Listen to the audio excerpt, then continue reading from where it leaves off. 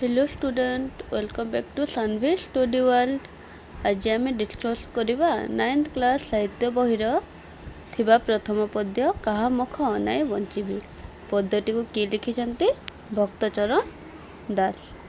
तो पिला माने मु प्रथमे सॉरी कहूचे मो देह टिके असुस्थ थिबारु मो 2 दिन धरी क्लास करि पारिली ना सेते सॉरी। तो ये चलो क्लास टी स्टार्ट करवा। तो पिला माने आम आज कौन पढ़ा कहा मुख अनाई बंचीबी 9th क्लास प्रथम पद्य किए लिखिछंती भक्तचरण दास। तो पिला माने एबे चलो कवि परिचय सर्ट भाव टिके देखि नबा। भक्तचरण दास 1800 शताब्दी जड़े प्रसिद्ध वैष्णव कवि। भक्तचरण दास 1800 शताब्दी जड़े प्रसिद्ध कवि। तांकर प्रथम नाम थिला बैरागी चरण पट्टनायक। तांकर प्रथम नाम कौन थिला बैरागी चरण पट्टनायक। से खोर्धा जिलार सानपदर ग्राम जन्मग्रहण करथिले। से खोर्धा जिलार सानपदर ग्राम ठारे जन्मग्रहण करथिले। वैष्णव धर्म ग्रहण करिबा परे भक्तचरण दास नाम परिचित हेले। से वैष्णव धर्म ग्रहण करिबा परे से भक्तचरण दास नाम परिचित हेले। सरल और भक्तिमय रचना पाई से ख्याति लाभ करथिले। सरल और भक्तिमय रचना पाई से ख्याति लाभ करथिले। मनबोध चौतीसा गोपमंगल मनोह शिक्षा मथुरा मंगल हेउचे तांकर प्रसिद्ध कृति। तांकर प्रसिद्ध कृति गुड़िक कौन कौन मनबोध चौतीसा गोपमंगल मनोह शिक्षा एवं मथुरा मंगल। कहा मुख अनाई बंचीबी पद्यटी मथुरा मंगल गृहीत। कहा मुख अनाई बंचीबी पद्यटी मथुरा मंगल गृहीत। एथिरे श्रीकृष्ण मथुरा को जीवा बेले माँ यशोदा दुख और मातृस्नेह भाव को सुंदर भाव में कवि वर्णना करछंती। एथिरे श्रीकृष्णकर मथुरा को जीवा बेले माँ यशोदा दुख और मातृस्नेह भाव को सुंदर भाव में वर्णना करछंती। तो पिलाने चलो ये पद्यटी देखा। पिलाने आरे बाबू श्याम घन तु गले मधु भुवन कहा मुख अनाई बंचीबी। हेब 10 दिग शून्य अधीर हेब जीवन निशी दिवसरे झुरुथिबी रे जीवधन जीवन बिहुने जेन्हे झस राजा बिने जेन्हे ग्राम देश। तो पिला माने एठारे कहचन माता यशोदा। माता यशोदा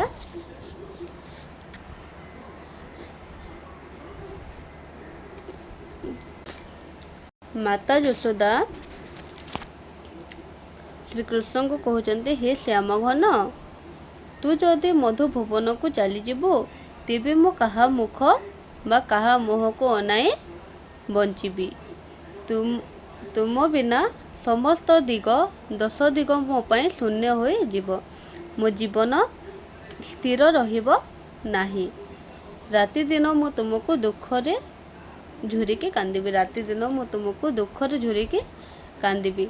जेपरी जीवन बिहुने झस झस माने हेउचे माछ जेपरी जीवन बिहुने माछ बंची पारे नाही एवं राजा बिना ग्राम देश असहाय हो जाती सेहीपरि तुम बिना मोर जीवन निरर्थक हो जीव।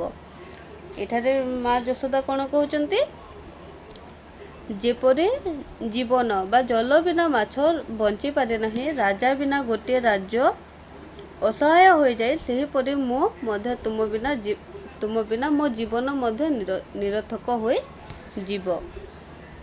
तापर कौन कह कहा अंगे चतुस्सम लेपी भी करे सुषम निद्रा रे के हेउथिबो घारी कहा को अंजन देवी वस्त्र पाड़ी सुआईबी पिता को मागिब किहो हरि रे जीवधन एक सुमरे जीवी मरी। तो एठारे कौन कहचन माता यशोदा माँ कहते हे मोर प्रिय पुओ तुमे जदि मथुरा को चली जीव तेबे मो कहार शरीर रे चंदन लेपिबी कहा को बुलाइबी କାହା ଆଖିରେ ଅଞ୍ଜନ, ଅଞ୍ଜନ ମାନେ ହେଉଛି କଜଳ, କାହା ଆଖିରେ କଜଳ ଦେବି, କାହାକୁ ବସ୍ତ୍ର ପିନ୍ଧାଇବି। ତୁମ ପରି ପୁଅ କିଏ ଆଉ ବାପା ବୋଲି ଡାକିବ, ତୁମ ପରି ଆଉ କେଉଁ ପୁଅ ବାପା ବୋଲି ଡାକିବ। ଏହି କଥା ଭାବିଲେ ମୋର ମନ ଦୁଃଖରେ ଭରି ଯାଉଛି।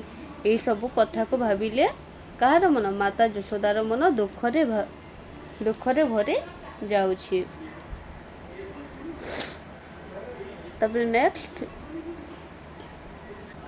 ବାନ୍ଧିବି କାହାର କେଶ କୁସୁମେ କରି ସୁବିଷ, କାହା ଲଲାଟରେ ଦେବି ଚିତା, କାହାର କର୍ଣ୍ଣେ କୁଣ୍ଡଲ ଖଞ୍ଜିବି ରେ ମୋର ବାଳ, କାହା ପାଇଁ କରୁଥିବି ଚିନ୍ତାରେ ଜୀବଧନ, କାହାକୁ ଅଙ୍ଗୁ ଧୂଳି ଦେବି ପୋଛି, କାହା ଅଙ୍ଗୁ ଧୂଳି ଦେବି ପୋଛି,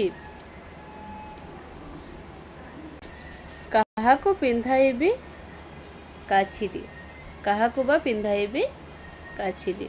ତ ଏଠାରେ କବି କ'ଣ କହୁଛନ୍? କବି ବା ମାତା ଯଶୋଦା ପୁଅକୁ ନେଇ କ'ଣ କହୁଛନ୍ତି? ମୁଁ କାହାର କେଶକୁ ବାନ୍ଧିବି, ମୁଁ କାହାର କେଶକୁ ବାନ୍ଧିବି, ଫୁଲ ପିନ୍ଧାଇବି ସୁନ୍ଦର କରିବି, କାହାକୁ ଫୁଲ ପିନ୍ଧାଇ ସୁନ୍ଦର କରିବି, କାହା ଲଲାଟରେ ଚନ୍ଦନ ଟୀକା ଲଗାଇବି, କାହା ଲଲାଟରେ ଚନ୍ଦନ ଟୀକା ଲଗାଇବି, କାହାର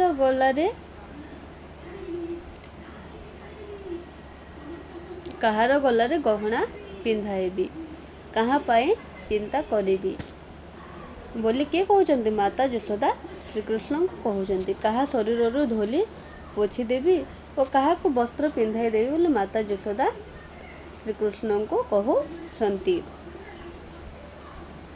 ତାପରେ ନେକ୍ସଟ, ଯେତେବେଳେ ବନେ ଯାଅ ସଙ୍ଗରେ ମୋ ପ୍ରାଣ ନେଉ, ନିମିଷେ ବିଚ୍ଛେଦ ନ ସହଇ, ଏବେ ଯିବୁ ମଥୁରାକୁ ମୋତେ ସମର୍ପି କାହାକୁ, ଚନ୍ଦ୍ରମୁଖ ନ ଦେଖିଲେ ମୋହିରେ ଜୀବଧନ, ଜୀବନ ହାରିବି ଗଣ୍ଡ ଜଲେ, ତୁ ମୋତେ ଅନ୍ତର ହେଲେ ତିଲେ ରେ।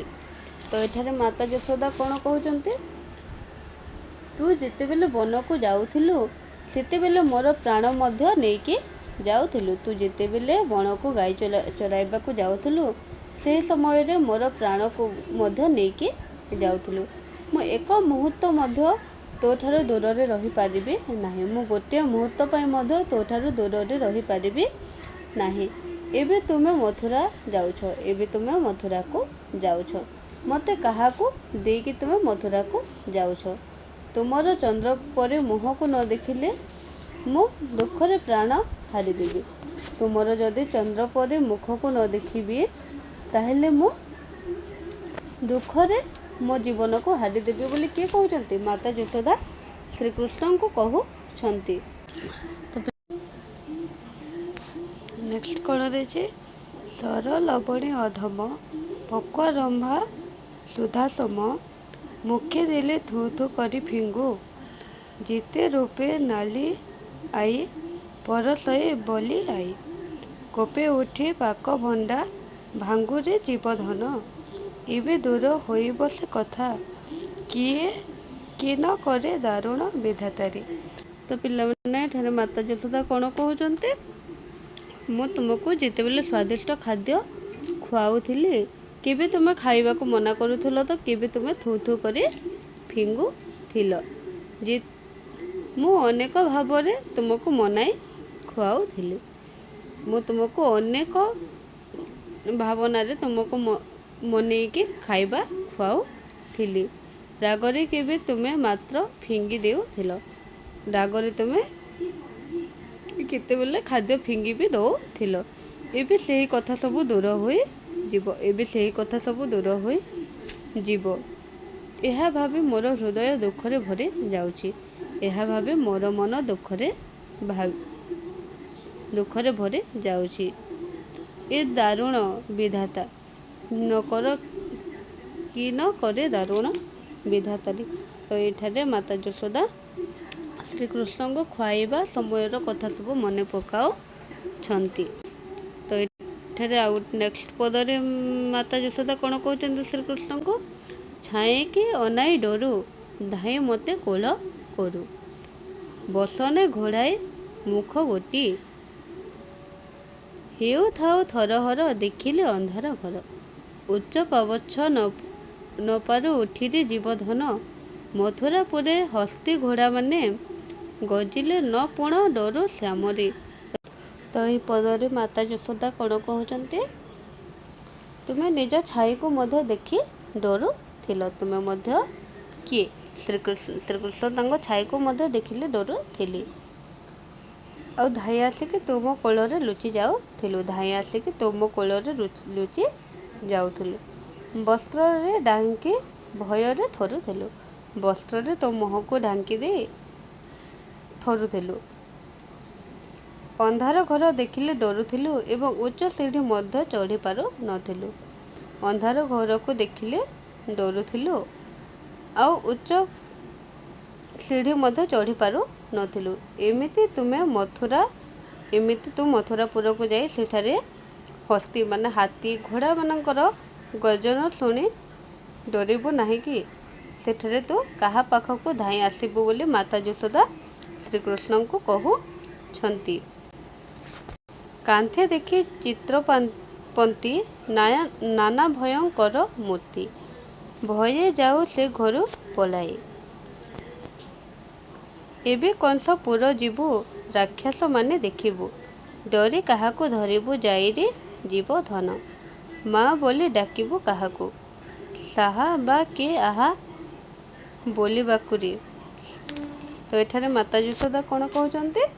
କାନ୍ଥରେ ଅଙ୍କିତ ଭୟଙ୍କର ଚିତ୍ର ଦେଖିଲେ ମଧ୍ୟ ତୁମେ ଭୟ କରି ସେଠାରୁ ପଳାଇ ଯାଉଥିଲ।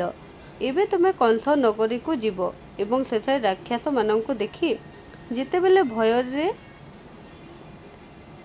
ଭୟ କରିବ, ତୁମେ ସେତେବେଳେ କାହାକୁ ଯାଇ ଧରିବ, ମା ବୋଲି ତୁମେ କାହାକୁ ଡାକିବ, ତୁମକୁ ସେଠାରେ ସାନ୍ତ୍ୱନା କିଏ ଦେବ ବୋଲି ମାତା ଯଶୋଦା ଶ୍ରୀକୃଷ୍ଣଙ୍କୁ କହୁଛନ୍ତି।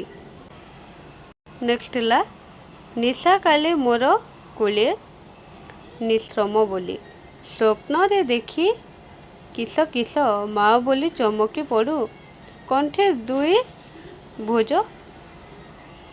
ଭିଡ଼ୁ, ପୁଣି ଶୋଉ ଘୋଡ଼ି ହୋଇ ବାସରେ ଜୀବଧନ।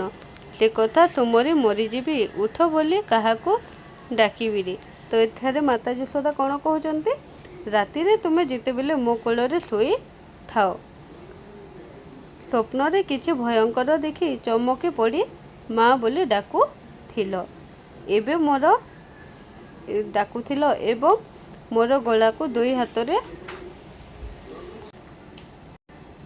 ମା ବୋଲି ଡାକୁଥିଲ ଏବଂ ମୋର ଗଳାକୁ ଦୁଇ ହାତରେ ଧରି ରହୁଥିଲ।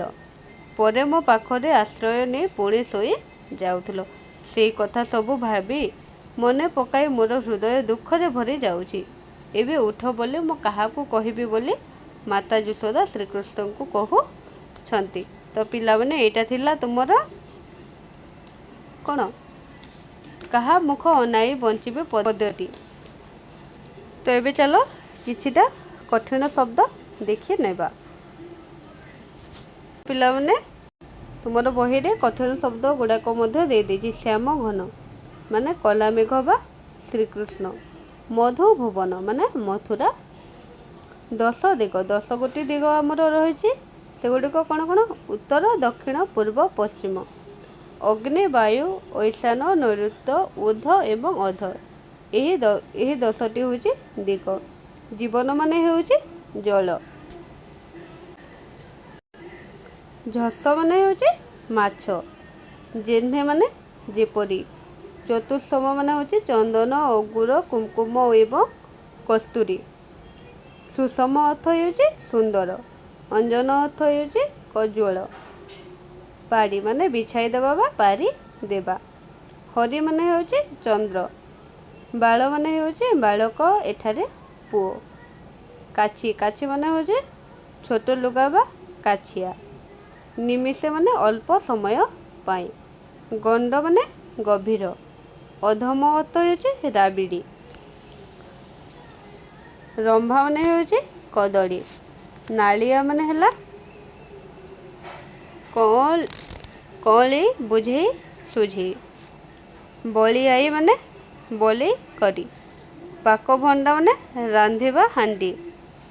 ଦାରୁଣ ଅର୍ଥ ହେଉଛି ନିଷ୍ଠୁର। ପାବଚ୍ଛ ଅର୍ଥ ହେଉଛି ପାହାଚ। ନ ପୁଣୁ ଡରୁ ମାନେ ଯେପରି ଆଉ ଥରେ ନ ଡରୁ। ପନ୍ତି ମାନେ ହେଉଛି ସମୂହ ଧାଡ଼ି। ମାଏ ମାନେ ହେଉଛି ମା। ସାହା ମାନେ ହେଉଛି ସାହାଯ୍ୟ। ଶ୍ରମ ବଳି ହେଉଛି କ୍ଳାନ୍ତ। ତ ପିଲାମାନେ ଏଇଟା ଥିଲା ତୁମର କାହା ମୁଖ ଅନାଇବି ପଦ୍ୟର କିଛି କଠିନ ଶବ୍ଦ। ତ ପିଲାମାନେ ଆଜିର ଭିଡ଼ିଓଟି କେମିତି ଲାଗିଲା କମେଣ୍ଟ କରି ଜଣାଇବେ ଏବଂ ସବସ୍କ୍ରାଇବ୍ କରିବାକୁ ଭୁଲିବେ ନାହିଁ। ତ ପିଲାମାନେ ନେକ୍ସଟ କ୍ଲାସ୍ରେ ଆମେ ଡିସ୍କସ୍ କରିବା ଏଇଥିର ପ୍ରଶ୍ନ ଉତ୍ତର। ତ ରହିଲି, ଧନ୍ୟବାଦ।